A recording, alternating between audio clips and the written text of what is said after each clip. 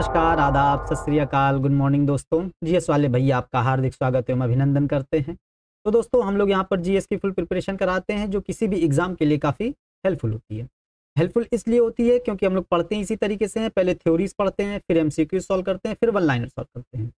और अमूमन जो लोग तैयारी करते हैं वो इन सब चीज़ों को फॉलो नहीं करते हैं, इसीलिए वो सिलेक्शन से काफ़ी समय तक दूर रहते हैं।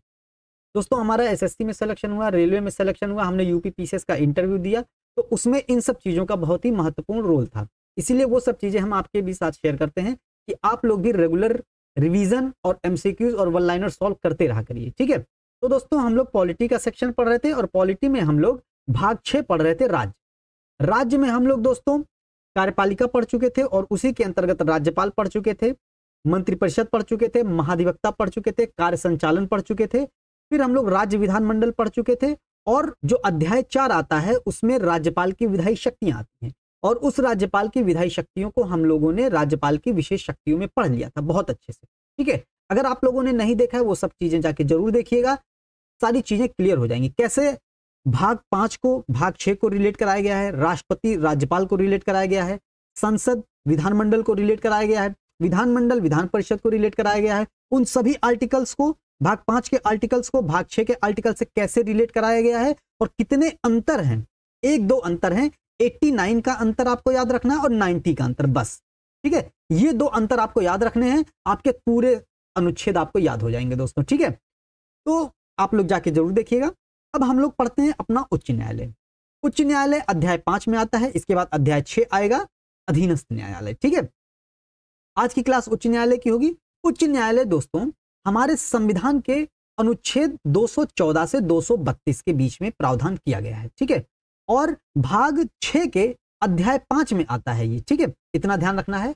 अब हम लोग देखते हैं जैसे अनुच्छेद 124। अब देखिए जैसे अनुच्छेद 124 में सर्वोच्च न्यायालय के गठन की बात की गई है। अनुच्छेद 124 में अगर आप 90 जोड़ते हैं दोस्तों क्या आ जाएगा, 214 आ जाएगा। ये देखिए अनुच्छेद 214, मतलब अनुच्छेद 200 के बाद आप जितने भी अनुच्छेद पाएंगे भाग 5 और भाग 6 में, उसमें 90 का अंतर होगा, ठीक है। जो जो चीजें इधर हैं वो चीजें उधर। जैसे अनुच्छेद 202 में क्या है, वार्षिक वित्तीय विवरण है राज्य के लिए। अनुच्छेद 112 में क्या है, केंद्र के लिए वार्षिक वित्तीय विवरण मतलब बजट है। अनुच्छेद 213 में क्या है, राज्यपाल के लिए अध्यादेश है, और देखिए दोनों में अंतर 90 का है। और अनुच्छेद 123 में क्या है, राष्ट्रपति के लिए अध्यादेश, अंतर 90 का है दोस्तों, ठीक है। ऐसे ही 214 और इधर 124 का, ठीक है। या आप इसको पलट लीजिए, 21 को 124 कर लीजिए, या ये 12 को 21 कर लीजिए, ठीक है। ये ध्यान दीजिए, यहाँ पर तो 20 का 12 नहीं हो पाएगा, लेकिन यहाँ पर 21 का 12 जरूर हो जाएगा, ठीक है। ये चीज ध्यान दीजिएगा, आपका सब क्लियर हो जाएगा, फटाफट सब चीजें याद हो जाएंगी, ठीक। अब देखिए ये सब चीजें लगभग पूरी कोचिंग मंडी में कहीं भी पढ़ लेंगे, नहीं कोई बताएगा, ठीक है। लगभग कोई नहीं बताएगा, 99% से ज्यादा लोग नहीं बताएंगे इसको, ठीक है। अब देखते हैं अनुच्छेद 214 में प्रत्येक राज्य के लिए एक उच्च न्यायालय होगा, ऐसी बात की गई है। मतलब जैसे अनुच्छेद 124 में एक सर्वोच्च न्यायालय के गठन की बात की गई थी, ऐसे ही 214 में उच्च न्यायालय के गठन की बात प्रत्येक राज्य के लिए की गई है, ठीक। अब देखिए अब अनुच्छेद 231 बहुत इंपॉर्टेंट है, अभी याद हो जाएगा।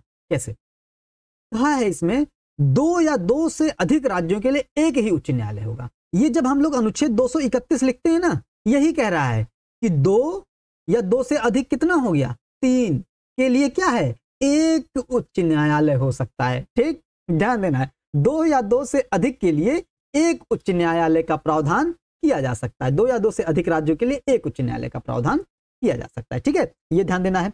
अब इसमें क्या है, संसद इस संबंध में विधि कौन बनाता है, तो भैया जाहिर सी बात है संसद विधि बनाती है, और संसद उच्च न्यायालय के क्षेत्राधिकार का विस्तार कर सकती है।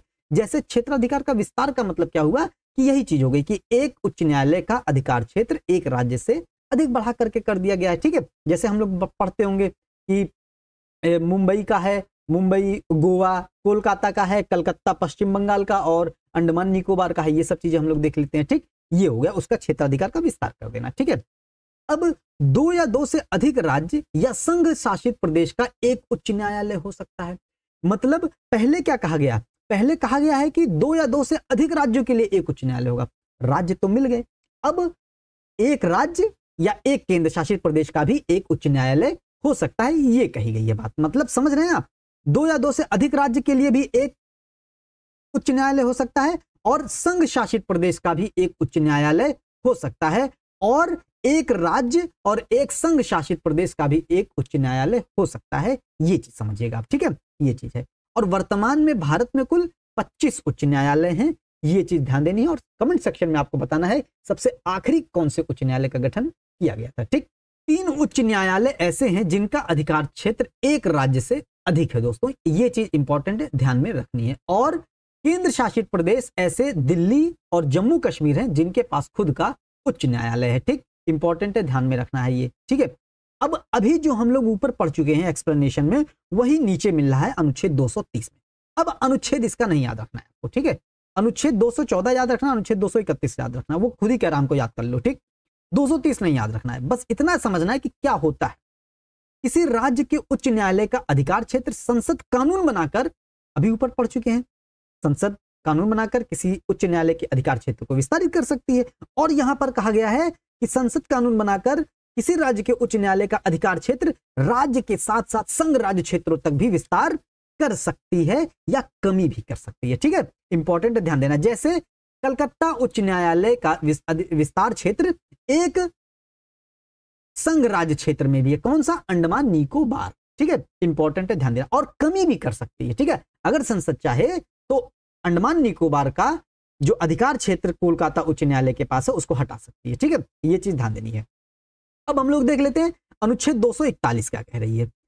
अनुच्छेद इसका भी नहीं याद रखना है, बस एक रेफरेंस के लिए लिख दिए, ठीक है। जो जो अनुच्छेद अभी तक ऊपर बता चुके हैं उच्च न्यायालय में, अनुच्छेद 214, अनुच्छेद 231 याद रखना है, ठीक है। संसद विधि बनाकर संघ राज्य क्षेत्र के लिए एक उच्च न्यायालय का गठन कर सकती है। इंपॉर्टेंट है, कैसे, अभी ऊपर देख चुके, दिल्ली के लिए एक उच्च न्यायालय है, जम्मू कश्मीर के लिए एक उच्च न्यायालय है कि नहीं। तो यही प्रावधान कहां कह रहा है, अनुच्छेद 241 में कह रहा है, ठीक है। ऊपर जो बातें लिखी गई हैं, ऊपर जो बातें हमने बताई हैं, उसी का नीचे एक्सप्लेनेशन किया गया है पूरा, ठीक है, अनुच्छेदों के माध्यम से, ठीक। ये चीज ध्यान देनी है, मतलब संसद विधि बनाकर संघ राज्य क्षेत्र के लिए एक उच्च न्यायालय के गठन का प्रावधान कर सकती है, ठीक है। अब हम लोग देख लेते हैं अनुच्छेद 215, बहुत इंपॉर्टेंट है। अनुच्छेद 215 उच्च न्यायालय का एक अभिलेख न्यायालय होना, ठीक है। अब अभिलेख न्यायालय होना हमारे संविधान के किन अनुच्छेदों में मिलता है, सर्वोच्च न्यायालय के लिए अनुच्छेद 129 में मिलता है। अब यहां पर 90 और 89 नहीं करना है, ठीक है। यहां पर 90 89 बिल्कुल नहीं करना है, ठीक है, क्योंकि नहीं मिलेगा यहां पर, ठीक है। बस जितना होना था हो चुका है अब, ठीक है। अब और ये अनुच्छेद 215 आपको याद हो जाएगा, ठीक है। अनुच्छेद 215 इंपॉर्टेंट भी है, उच्च न्यायालय का एक अभिलेख न्यायालय होना। और अभिलेख न्यायालय क्या होता है बहुत अच्छे से बता चुके हैं कि अभिलेख न्यायालय का मतलब उसके जो अभिलेख होते हैं वो साक्ष्य के रूप में काम आते हैं, मतलब उसके जो निर्णय होते हैं, उसके जो आदेश होते हैं वो साक्ष्य के रूप में, भविष्य में कोई निर्देश सुनाया जा रहा है, भविष्य में कोई निर्णय सुनाया जा रहा है, तो वो काम आते हैं, उसको हम कोट कर सकते हैं, ठीक है। और उच्च न्यायालय को अपनी अवमानना के लिए दंड देने का प्रावधान किया गया। अवमानना भी 2 तरीके की होती है, सिविल अवमानना और दंडिक अवमानना। और अवमानना का प्रावधान हमारे संविधान के अनुच्छेदों में नहीं किया गया है, ये अवमानना अधिनियम 1971 के तहत किया गया है। जब सर्वोच्च न्यायालय पढ़ रहे थे इसके बारे में विस्तार से बता चुके हैं, नहीं देखे हैं तो जाके जरूर देखिएगा, और अगर देखे भी हैं और अगर रिकॉल नहीं कर पा रहे हैं तो भी जाके जरूर देखिएगा, रिवीजन होगा, ठीक है। ये चीज ध्यान दीजिएगा। अब हम लोग देखते हैं अनुच्छेद 216। अनुच्छेद 216 कहता है उच्च न्यायालय के गठन की बात करता है, ठीक है। इंपॉर्टेंट है, ध्यान देना है। अब उच्च न्यायालय के गठन में क्या आता है, न्यायाधीश आते हैं। तो न्यायाधीशों की संख्या कितनी होगी। अब न्यायाधीश में एक मुख्य न्यायाधीश होते हैं और अन्य न्यायाधीश होते हैं, एक प्लस अन्य न्यायाधीश होते हैं, ठीक है। अब एक तो कौन होंगे, एक मुख्य न्यायाधीश होंगे, और जो अन्य न्यायाधीश होंगे इनकी नियुक्ति कौन करते हैं, इनकी नियुक्ति करते हैं राष्ट्रपति। इंपॉर्टेंट है, ध्यान देना है, सर्वोच्च न्यायालय और उच्च न्यायालय के सभी न्यायाधीशों की नियुक्ति राष्ट्रपति करते हैं, ठीक है। और उच्च न्यायालय और सर्वोच्च न्यायालय को उच्चतर न्यायालय कहा जाता है, ठीक है। और अधीनस्थ न्यायालय जो इनके नीचे के न्यायालय होते हैं उन्हें अधीनस्थ न्यायालय कहा जाता है। इंपॉर्टेंट है, ध्यान दीजिएगा, ठीक है। यहां पर हो गया अनुच्छेद 216 में उच्च न्यायालय का गठन, मतलब न्यायाधीशों की संख्या एक प्लस अन्य न्यायाधीश होंगे, और अन्य न्यायाधीशों की नियुक्ति कौन करते हैं, राष्ट्रपति करते हैं, ठीक है। ये चीज ध्यान में रखनी है। अब हम लोग देख लेते हैं न्यायाधीशों की नियुक्ति। न्यायाधीशों की नियुक्ति हमारे अनुच्छेद 217, ठीक है, उच्च न्यायालय के न्यायाधीशों की नियुक्ति। अब न्यायाधीशों की नियुक्ति अभी ऊपर बता चुके हैं, कौन करेंगे, राष्ट्रपति करेंगे। तो उच्च न्यायालय के मुख्य न्यायाधीश की नियुक्ति राष्ट्रपति करते हैं और अन्य न्यायाधीशों की भी नियुक्ति राष्ट्रपति करते हैं। इंपॉर्टेंट है, ध्यान देना। लेकिन उच्च न्यायालय के मुख्य न्यायाधीश की नियुक्ति राष्ट्रपति करते हैं, और राष्ट्रपति किसकी सलाह पर करते हैं? क्योंकि उच्च न्यायालय का मुख्य न्यायाधीश है तो किसी राज्य में होगा तो उस राज्य के राज्यपाल से सलाह लेंगे राष्ट्रपति, और उच्च न्यायालय का मुख्य न्यायाधीश है तो मुख्य न्यायाधीश का काम न्यायिक काम होता है, इसीलिए वो भारत के chief justice of India Bharat के मुख्य न्यायाधीश से भी परामर्श लेते हैं राष्ट्रपति। ये चीज ध्यान देनी, मतलब मुख्य न्यायाधीश की नियुक्ति में राष्ट्रपति सीजीआई और राज्यपाल से परामर्श लेते हैं, और अन्य न्यायाधीशों की नियुक्ति में राष्ट्रपति सीजेआई और राज्यपाल के परामर्श के साथ साथ, क्योंकि अन्य न्यायाधीश कहां नियुक्त होंगे? किसी न्यायालय में नियुक्त होंगे तो उस न्यायालय के मुख्य न्यायाधीश जो होंगे उनसे भी लेंगे। ठीक, ध्यान देना है। तो उच्च न्यायालय के मुख्य न्यायाधीश से भी परामर्श लेते हैं अन्य न्यायाधीशों के संबंध में, ये चीज इंपॉर्टेंट है, ध्यान दें। तो संविधान के अनुच्छेद 217 में यह बात कही गई है कि उच्च न्यायालय के मुख्य न्यायाधीश की नियुक्ति, मतलब रिकॉल करिएगा, इसीलिए बार बार रिवीजन कराते रहते हैं कि आपको समझ में आ जाए। तो उच्च न्यायालय के मुख्य न्यायाधीश की नियुक्ति कौन करते हैं? उच्च न्यायालय के मुख्य न्यायाधीश की नियुक्ति राष्ट्रपति करते हैं, क्योंकि उच्च न्यायालय का मुख्य न्यायाधीश राज्य में आएगा तो राज्यपाल, और मुख्य न्यायाधीश है तो बड़े वाले मुख्य न्यायाधीश से परामर्श लिया जाएगा। ठीक है, ये बात हो गई। अब उच्च न्यायालय के अन्य न्यायाधीशों की नियुक्ति में राष्ट्रपति ही करते हैं, राज्यपाल का ही परामर्श लेते हैं, सीजेआई का ही परामर्श लेते हैं, क्योंकि वो राज्य के उच्च न्यायालय में होते हैं, इसीलिए उस उच्च न्यायालय के मुख्य न्यायाधीश का भी परामर्श ले लिया जाता है यहां पर। ठीक है, इंपॉर्टेंट है, ध्यान दीजिएगा। ठीक, अब ये तो संवैधानिक प्रावधान हो गया, लेकिन जो कोलेजियम व्यवस्था लाई गई थी 1993 में, उसके तहत व्यवहार में क्या होता है? जो अन्य न्यायाधीशों की नियुक्ति में 1+2 कोलेजियम सलाह देती है राष्ट्रपति को, और राष्ट्रपति उसकी सलाह पर ही अन्य न्यायाधीशों की नियुक्ति करते हैं दोस्तों। ठीक है, ये चीज इंपॉर्टेंट है, इतना आपको ध्यान में रखना है। संवैधानिक प्रावधान के अनुसार इतना हो जाएगा, ठीक है, इंपॉर्टेंट है, लेकिन व्यवहार में ये चीज अपनाई जाती है, क्योंकि जो सीजेआई होते हैं वो अपने मन से परामर्श नहीं देते हैं, वो तो कोलेजियम के परामर्श पर ही परामर्श देते हैं। ठीक है, ये चीज ध्यान देनी है। और जो उच्च न्यायालय के न्यायाधीशों के लिए नियुक्त के संबंध में जो कोलेजियम होती है वो 1+2 होती है, और आप कमेंट सेक्शन में बताइएगा जो सर्वोच्च न्यायालय के अन्य न्यायाधीशों की नियुक्ति में कोलेजियम कितनी होती है, कोलेजियम की संख्या में, कोलेजियम में कितने न्यायाधीश होते हैं। ठीक है, 1+ कितना होता है ये बताना है आपको। ठीक, ध्यान दीजिएगा। अब हम लोग देख लेते हैं कार्यकाल। उच्च न्यायालय के न्यायाधीशों का कार्यकाल अधिकतम 62 वर्ष की आयु तक होता है, और सर्वोच्च न्यायालय के न्यायाधीशों का कार्यकाल अधिकतम 65 वर्ष की आयु तक होता है। यहां ध्यान देने वाली बात है, दोनों न्यायाधीशों में उच्चतर न्यायालय मतलब उच्च न्यायालय और सर्वोच्च न्यायालय के न्यायाधीशों की नियुक्ति में न्यूनतम आयु का कोई प्रावधान नहीं किया गया है, लेकिन अधिकतम आयु का प्रावधान किया गया है। मतलब अधिकतम आयु 62 वर्ष उच्च न्यायालय, 65 वर्ष सर्वोच्च न्यायालय के अगर हो जाते हैं तो न्यायाधीश नहीं रहेंगे वो। ठीक है, इंपॉर्टेंट है। योग्यता में इंपॉर्टेंट है, भारत का नागरिक होना चाहिए, और नागरिकता 1955 के अधिनियम में 5 प्रकार से नागरिकता ग्रहण की जाती है: जन्म, वंश, पंजीकरण, देशीकरण और विलय के आधार पर। इसको इतनी बार बता चुके होंगे कि आपको ऐसे ही याद हो गया होगा। ठीक है, ये चीज ध्यान रखनी है। तो नागरिक हो भारत का, कैसे भी नागरिक हो भारत का, उससे नहीं मतलब है। लेकिन अमेरिका में राष्ट्रपति वही बन सकता है जो वहां के जन्म के आधार पर वहां का नागरिक होगा। ठीक है, ये चीज ध्यान देनी है, लेकिन भारत में ऐसा कोई प्रावधान नहीं, बस नागरिक होना चाहिए। तो उच्च न्यायालय के न्यायाधीश की योग्यता में भारत का नागरिक हो, और उच्च न्यायालय में लगातार 10 वर्ष तक अधिवक्ता रहे। ये जो लगातार उच्च न्यायालय में 10 वर्ष तक अधिवक्ता है, ये सर्वोच्च न्यायालय के न्यायाधीश की योग्यताओं में से एक योग्यता ये भी है। ठीक है, ये चीज ध्यान देनी है।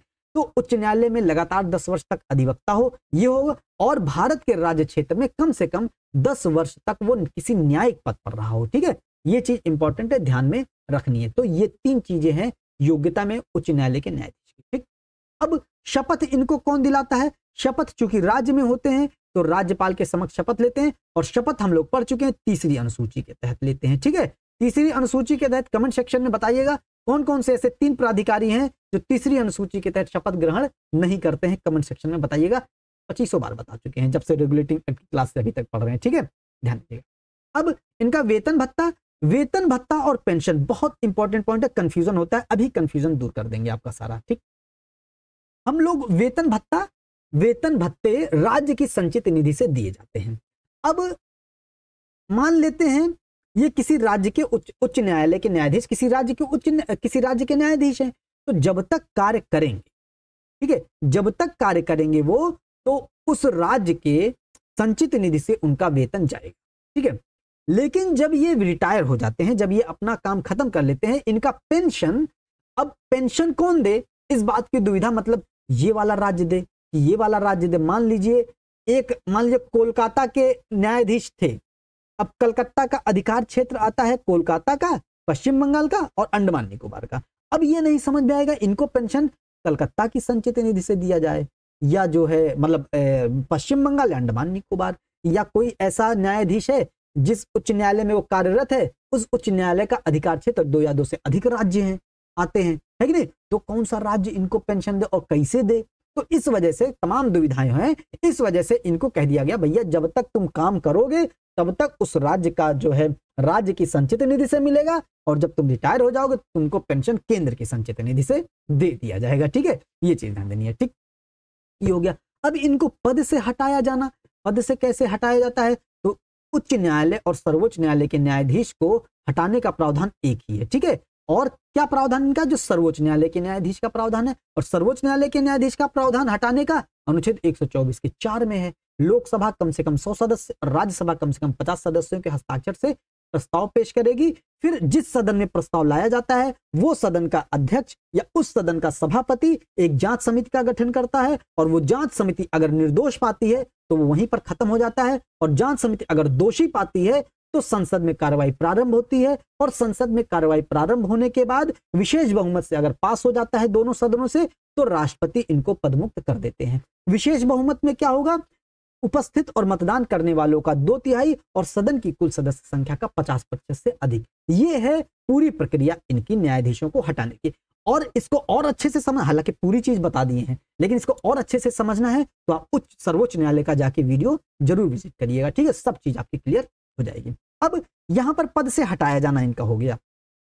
अब पद से हटाया जाए असमर्थता एवं कदाचार के आधार पर, लेकिन मान लेते इनका मन कर रहा है कि हमको त्यागपत्र देना है, तो त्यागपत्र किसको देंगे, राष्ट्रपति को सौंपेंगे त्यागपत्र। ठीक है, अब यहां पर एक चीज और देखनी है कि उच्च न्यायालय में न्यायाधीश के रूप में कार्य किया कोई भी व्यक्ति होगा, मान लीजिए उच्च न्यायालय में न्यायाधीश के रूप में कोई भी व्यक्ति कार्य किया है, तो वो दोबारा उसी उच्च न्यायालय में नहीं काम कर सकता।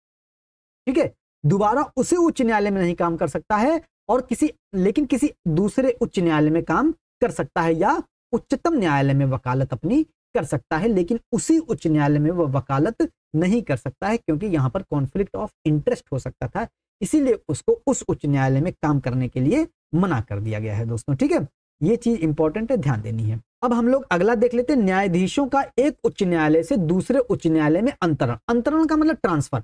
यहां पर अनुच्छेद इसका याद रखना है दोस्तों, अनुच्छेद 222 याद रखना है। और ट्रांसफर कौन करता है, जब हम लोग सर्वोच्च न्यायालय पढ़ रहे थे तो भी इसको देख चुके थे। तो इनका अंतरण ट्रांसफर कौन करता है, राष्ट्रपति करते हैं, और सीजेआई के परामर्श पर। और सीजेआई यहां पर 1+2 के कोलेजियम से परामर्श देते हैं। ठीक है, ये चीज ध्यान देनी है। एक मुख्य न्यायाधीश होते हैं और 2 वरिष्ठतम न्यायाधीश होते हैं। इंपॉर्टेंट है सर्वोच्च न्यायालय के। ठीक है, इंपॉर्टेंट है, ध्यान देना, बहुत इंपॉर्टेंट है। अनुच्छेद 20 का ध्यान रखना है। ठीक, ये हो गया।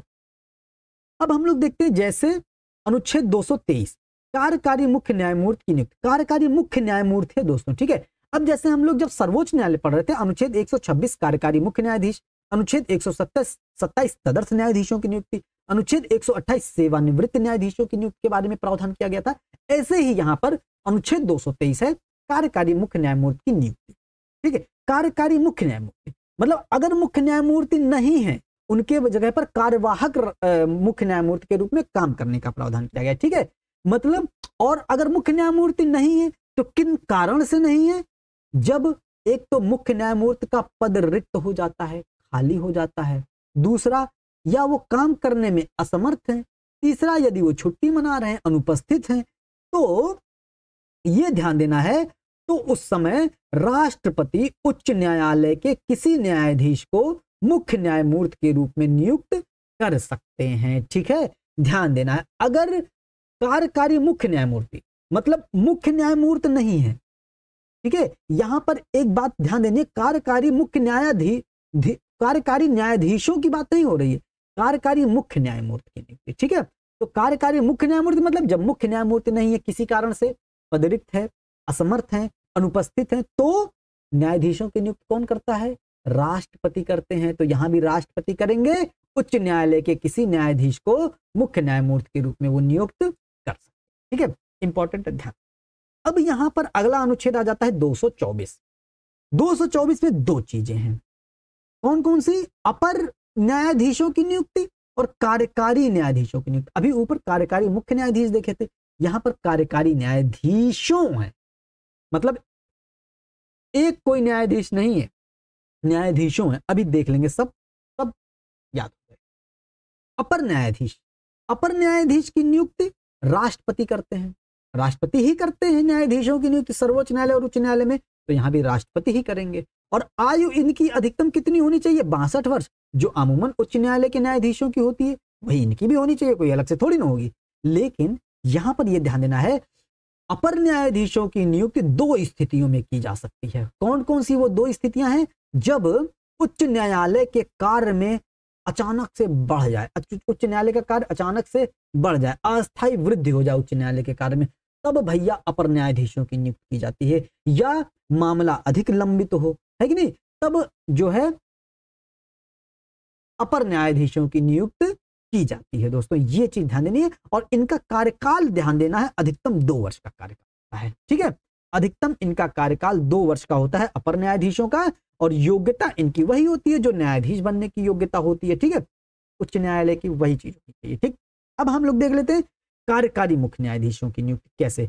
अब कार्यकारी मुख्य न्यायाधीश नहीं है, कार्यकारी न्यायाधीशों की नियुक्ति, मतलब 1+ जो अन्य न्यायाधीश थे ना, इन्हीं अन्य न्यायाधीशों की जगह पर, अगर इन्हीं अन्य न्यायाधीशों, मान लीजिए 5 न्यायाधीश नहीं है तो 5 न्यायाधीशों की जगह तो कार्यकारी न्यायाधीशों की नियुक्ति आ जाती है। ठीक है, ये चीज ध्यान दीजिएगा। तो इनकी भी नियुक्ति कौन करते हैं? राष्ट्रपति करते हैं, जाहिर सी बात है। अब इनकी नियुक्ति का कारण देखिए क्या है, आसान है ये, मतलब समझ लेंगे, आसान है सब याद करना। मान लीजिए कोई न्यायाधीश अनुपस्थित है, मान लीजिए किसी न्यायाधीश में 1+16 है। ठीक है, अब मान लीजिए 16 में 5 न्यायाधीश अनुपस्थित हैं।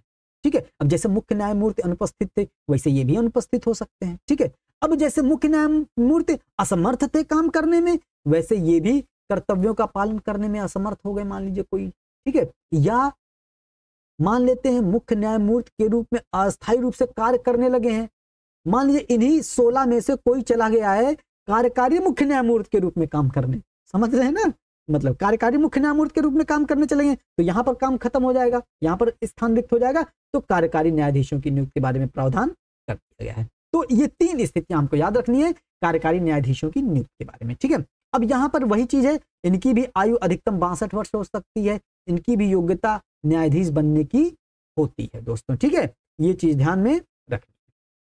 अब हम लोग देख लेते हैं अनुच्छेद 224A, सेवानिवृत्त न्यायाधीशों की उपस्थिति। जैसे सर्वोच्च न्यायालय में अनुच्छेद 128 में सेवानिवृत्त न्यायाधीशों की उपस्थिति के बारे में प्रावधान था, वैसे यहां पर भी सेम चीजें हैं। ठीक है, अब देखते हैं नियुक्त कौन करता है। अब सेवानिवृत्त न्यायाधीश हैं, मतलब यहां पर राष्ट्रपति नहीं करते हैं दोस्तों, लेकिन राष्ट्रपति की सहमति ली जाती है। करते कौन है? मुख्य न्यायमूर्ति करते हैं। ठीक है, इंपॉर्टेंट है, ध्यान देना, सेवानिवृत्त न्यायाधीशों की नियुक्ति मुख्य न्यायमूर्ति के द्वारा राष्ट्रपति की सहमति पर की जाती है। ठीक, और मुख्य न्यायमूर्ति होंगे इसमें। ठीक है, अब किसे नियुक्त किया जाएगा? सेवानिवृत्त में कौन से सेवानिवृत्त को नियुक्त किया जाएगा? ठीक है, ये चीज है, जो उच्च न्यायालय के न्यायाधीश के रूप में कभी कार्य कर चुका होगा, अगर वो रिटायर हो जाता है तो मुख्य न्यायमूर्ति के रूप में उससे रिक्वेस्ट की जा सकती है, जबरदस्ती नहीं किया जा सकता कि आप आओ करो। ठीक है, ये चीज ध्यान देनी, मतलब किसे नियुक्त किया जाएगा? जो कभी उच्च न्यायालय के न्यायाधीश के रूप में कार्य किया होगा उसको नियुक्त किया जाएगा। ठीक है, ये चीज ध्यान देनी, और उसे अब काम कर रहा उच्च न्यायालय में, तो उसे उच्च न्यायालय के न्यायाधीश के समान सभी शक्तियां प्राप्त होंगी, सभी अधिकारिताएं प्राप्त होंगी और सभी विशेषाधिकार प्राप्त होते हैं, लेकिन वो उच्च न्यायालय का न्यायाधीश नहीं कहलाया जाता है। जैसे अनुच्छेद 100 हम लोग पढ़ चुके थे, अनुच्छेद 128 में सर्वोच्च न्यायालय में जो सेवानिवृत्त न्यायाधीशों की नियुक्ति में, वो भी उनको भी सर्वोच्च न्यायालय में नियुक्त के समान, सर्वोच्च न्यायालय के न्यायाधीश के समान सभी शक्तियां प्राप्त थी, सभी विशेषाधिकार प्राप्त थे, सभी अधिकारिताएं प्राप्त थी, लेकिन वो सर्वोच्च न्यायालय के न्यायाधीश नहीं कहलाए जाते थे। ऐसे ही यहां पर भी ये, ठीक है, उच्च न्यायालय के न्यायाधीश के रूप में नहीं कहलाए जाएंगे। ठीक, ये चीज ध्यान में रखनी है। ठीक है, अब हम लोग देखते हैं अनुच्छेद 226, बहुत इंपॉर्टेंट है, याद हो जाएगा। अनुच्छेद 32 और अनुच्छेद 226 के तहत क्रमशः सर्वोच्च न्यायालय और उच्च न्यायालय में मौलिक अधिकारों के संरक्षण के लिए जाया जा सकता है। ठीक है, तो दोस्तों अनुच्छेद 226 में उच्च न्यायालय के रिटीय क्षेत्राधिकार हैं, और यहां पर उच्च न्यायालय को सर्वोच्च न्यायालय के क्षेत्राधिकार से अधिक क्षेत्राधिकार प्राप्त है, क्योंकि उच्च न्यायालय मूल अधिकार के बारे में भी रिट जारी कर सकता है और अन्य मामलों में भी रिट जारी कर सकता है। मतलब मूल अधिकार के साथ साथ अन्य विधिक मामलों में भी उच्च न्यायालय रिट जारी कर सकता है। और इसी संबंध में हम जब संवैधानिक उपचारों का अधिकार पढ़ रहे थे, जब हम लोग मौलिक अधिकार पढ़ रहे थे, उसमें हमने पूरा एक स्पेशल क्लास ली थी, बताया था कि उच्च न्यायालय का रिटी क्षेत्राधिकार सर्वोच्च न्यायालय के रिटी क्षेत्राधिकार से किस प्रकार से कैसे अधिक है, उसमें बहुत अच्छे से बताया गया था। और अगर आप लोगों ने नहीं देखा है, जाके मूल अधिकार जरूर विजिट करिएगा, बहुत अच्छे से कंप्लीट हो जाएगा, बहुत अच्छे से समझ जाएगा। ठीक है, ये चीज हो गई। अब हम लोग देख लेते हैं अनुच्छेद 227 के तहत अधीनस्थ न्यायालयों का निरीक्षण, अधीनस्थ न्यायालयों का अधीक्षण। ठीक है, ये चीज ध्यान देंगे, अनुच्छेद 227 ये अनुच्छेद याद कर लीजिएगा। ठीक है, अधीनस्थ न्यायालय मतलब जो उच्च न्यायालय के अधीनस्थ होंगे। ठीक है, मतलब जिला न्यायालय, सत्र न्यायालय, ये सब न्यायालय हो जाएंगे, तो उनका अधीक्षण करना। ठीक है, तो प्रत्येक उच्च न्यायालय के क्षेत्राधिकार में जितने भी अधीनस्थ न्यायालय आते हैं, उनका अधीक्षण कौन करता है? उनका अधीक्षण उच्च न्यायालय करता है। मान लेते हैं इलाहाबाद उच्च न्यायालय है, इलाहाबाद उच्च न्यायालय में जितने भी उसके अधिकार क्षेत्र में जितने भी जिला न्यायालय होंगे, उनका अधीक्षण कौन करता है? इलाहाबाद उच्च न्यायालय। तो यहां से ये चीज हमको समझनी है। ठीक है, अब अगला आ जाता है और इंपॉर्टेंट अनुच्छेद 228, ये भी याद रखना है इसका अनुच्छेद, मामलों का उच्च न्यायालय में अंतरण मतलब ट्रांसफर। मामलों का उच्च न्यायालय में ट्रांसफर मतलब मामला कहां चल रहा है? अधीनस्थ न्यायालय में, निचली अदालत में चल रहा है, निचली अदालत में चल रहा है मामला, उसको अनुच्छेद 228 के तहत उच्च न्यायालय अपने पास मंगाता है। अपने पास मंगाने के बाद उस पर सुनवाई करता है और सुनवाई करके निर्देश देता है, और उसी निर्देश के अनुसार निचली अदालतें अपना व्यवहार करती हैं, अपना निर्णय देती हैं दोस्तों। ठीक है, ये चीज ध्यान देनी है। ठीक, अनुच्छेद 228 के अंतर्गत यही है, मतलब निचली अदालतों में से कोई मामले की सुनवाई करता है उच्च न्यायालय, सुनवाई करके उसको निर्देश देता है, और जो अधीनस्थ न्यायालय होती हैं, जो निचली न्यायालय होती हैं, जो निचली अदालतें होती हैं, उसी निर्देश के अनुसार निर्णय सुनाती हैं दोस्तों। ठीक है, ये चीज है, ध्यान रखना है। अब हम लोग देख लेते हैं उच्च न्यायालय का क्षेत्राधिकार। तो उच्च न्यायालय के कुछ क्षेत्राधिकार हैं, जैसे प्रारंभिक क्षेत्राधिकार, अपीलीय क्षेत्राधिकार, उच्च न्यायालय में मुकदमों का हस्तांतरण, अभी ऊपर जैसे देख चुके थोड़ा सा उसका प्रशासकीय अधिकार। ठीक है, तो ये सब चीजें उच्च न्यायालय के क्षेत्राधिकार में आ जाते हैं। अब हम लोग देखते हैं कि क्या क्या क्षेत्राधिकार में आ जाता है, हर एक चीज के बारे में थोड़ा सा देखते हैं। और उच्च न्यायालय का क्षेत्राधिकार अनुच्छेद 227 में है, अभी ऊपर हम लोग देख चुके हैं। ठीक है, उच्च न्यायालय का अधीनस्थ न्यायालयों का अधीक्षण मतलब, ठीक है, तो उसका क्षेत्राधिकार ही होगा, अधिकार क्षेत्र जहां तक होगा वहीं तक वो कर पाएगा, वहीं तक वो अधीक्षण कर पाएगा। ठीक है, तो ये हो जाएगा उच्च न्यायालय के क्षेत्राधिकार के विस्तार में। ठीक है, अब हम लोग देखते हैं प्रारंभिक क्षेत्राधिकार। प्रारंभिक क्षेत्राधिकार का मतलब होता है कि हम सीधे सीधे उच्च न्यायालय में जा सकते हैं।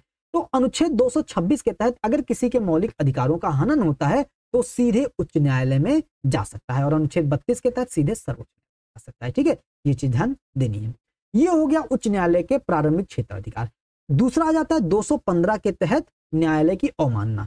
न्यायालय की अवमानना अगर कोई करता है तो उसके बारे में भी उच्च न्यायालय को सीधा दंड देने का अधिकार है, वो भी उसकी प्रारंभिक क्षेत्राधिकारिता में आ जाता है। और तीसरा इसमें ध्यान देना है, विवाह का मुद्दा हो गया, तलाक का मुद्दा हो गया, और कुछ राजस्व संबंधी मामले आते हैं, ये उच्च न्यायालय के प्रारंभिक क्षेत्राधिकार में आते हैं। ठीक है, ये चीज ध्यान देनी है।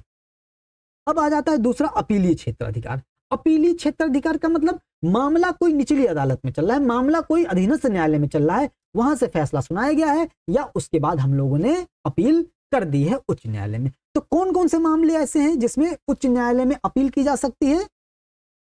एक तो मामला फौजदारी मामला आ जाता है, दूसरा दीवानी मामला आ जाता है। तो फौजदारी मामला ऐसे मामले जिसमें सत्र न्यायाधीश ने मृत्यु दंड दे, दोस्तों सत्र न्यायाधीश ने मृत्यु दंड दे दिया हो, तो जब तक उच्च न्यायालय उसको मान्यता नहीं दे देगी तब तक उस व्यक्ति को मृत्यु दंड नहीं दिया जाएगा। ठीक है, तो मृत्यु दंड के मामले में अपील की जा सकती है, ये भी बात यहां पर कह सकते हैं। और मृत्यु दंड का अंतिम जो है निर्णय मतलब अंतिम अनुमोदन उच्च न्यायालय करता है, अगर सत्र न्यायालय देती है उसको। ठीक है, दीवानी मामलों में अपील की जा सकती है उच्च न्यायालय में जब कोई मामला 5 लाख रुपए का हो या उससे अधिक संपत्ति का कोई मामला हो, तो सीधे उच्च न्यायालय में अपील की जा सकती है। ठीक है, ये हो गया। और पेटेंट का मामला हो गया, डिजाइन का मामला हो गया, उत्तराधिकार वारिस का मामला हो गया, दिवालियापन का कोई मामला हो गया, तो इस मामले में भी अपील सीधा उच्च न्यायालय में की जा सकती है। ठीक है, अब हम लोग देख लेते हैं उच्च न्यायालय में मुकदमों का हस्तांतरण, कि कौन कौन से ऐसे मामले हैं जिनका उच्च न्यायालय में हस्तांतरण किया जा सकता है। तो अधीनस्थ न्यायालय से कोई मामला चलेगा तभी तो उसका हस्तांतरण किया जाएगा। अब देखते हैं, अधीनस्थ न्यायालय में कोई मामला यदि विचाराधीन है, कोई मामला चल रहा है और उसको उच्च न्यायालय को लगे, अगर उसमें लगता है उच्च न्यायालय को कि इसमें विधि का कोई सारवान प्रश्न नहीं था, मतलब उसमें विधि की व्याख्या, उसमें संविधान की व्याख्या करने का कोई मामला नहीं है, तो वो उसे अपने पास मंगाती है, वो अपने पास हस्तांतरित कर लेती है। ठीक है, अपने पास हस्तांतरित कर लेती है और उसका निपटारा स्वयं करती है, या उस संबंध में प्रश्न को निपटाकर अधीनस्थ न्यायालय को निर्णय के लिए वापस भेज देती है। ठीक है, कि अब आप इसके तहत जो है अपना निर्णय सुनाएंगे, इस निर्णय के तहत। यही चीज तो अभी ऊपर हम लोग पढ़े थे, अभी ऊपर हम लोगों ने क्या पढ़ा था, यही चीज, न्यायालयों का अंतरण, मतलब निचली अदालत से कोई मामला चलेगा अनुच्छेद 228 के तहत, उसको अपने पास मंगाएगा, निर्णय देगा और निपटारा करेगा, और निचली अदालतें उसको उस निर्णय के अनुसार अपना फैसला सुनाती हैं। यही चीज है उच्च न्यायालय में मुकदमों का हस्तांतरण। देख रहे हैं दोस्तों कैसे लिंक हो रही हैं चीजें एक दूसरे से। ठीक है, तो पढ़ाई ऐसे होती है, तब हम लोगों के दिमाग में बस जाती हैं। अब यहीं पर इसको हमने 2-3 बार रिवीजन किया है, ऐसे आप पढ़ते जाएंगे एक लाइन में तो रिवीजन नहीं होता है उस तरीके से। ठीक है, तो ध्यान देना है। अब हम लोग देखते हैं प्रशासकीय अधिकार। तो प्रशासकीय अधिकार में दोस्तों उच्च न्यायालय को अपने अधीनस्थ न्यायालयों में, उच्च न्यायालय अपने अधीनस्थ न्यायालय में नियुक्त कर सकती है, पदोन्नति कर सकती है, प्रमोशन कर सकती है, डिमोशन कर सकती है, पदोन्नति कर सकती है, छुट्टी भी कर सकती है। तो इन सब के संबंध में नियम बनाने का अधिकार प्रशासकीय अधिकार के रूप में उच्च न्यायालय को है। ठीक है, तो उच्च न्यायालय अपने अधीनस्थ न्यायालयों में किसी की नियुक्ति के संबंध में, पदोन्नति के संबंध में, छुट्टी के संबंध में, पदोन्नति के संबंध में नियम बना सकते हैं। तो दोस्तों इस तरीके से हम लोगों का आज उच्च न्यायालय पूरे के पूरा खत्म हो गया है। उम्मीद करते हैं सेशन आपको पसंद आता होगा, क्योंकि सेशन में किसी प्रकार की कोई फालतू की बात नहीं होती है, क्योंकि समय आपका भी कीमती है और समय सबका कीमती है। ठीक है, तो दोस्तों सेशन को लाइक किया कीजिए, शेयर किया कीजिए, सब्सक्राइब नहीं किए तो सब्सक्राइब कर लीजिएगा, और बार बार इन सब चीजों का रिवीजन जरूर कीजिएगा। किस तरीके से चीजों को रिलेट करके पढ़ाया जा रहा है बहुत इंपॉर्टेंट है। आप भी अपने रूम पर, अपने घर पर, जहां भी कहीं हो, उसको उस तरीके से पढ़ने का प्रयास किया कीजिए। ठीक है, तो दोस्तों मिलते हैं अगले सेशन में। जय हिंद, जय भारत।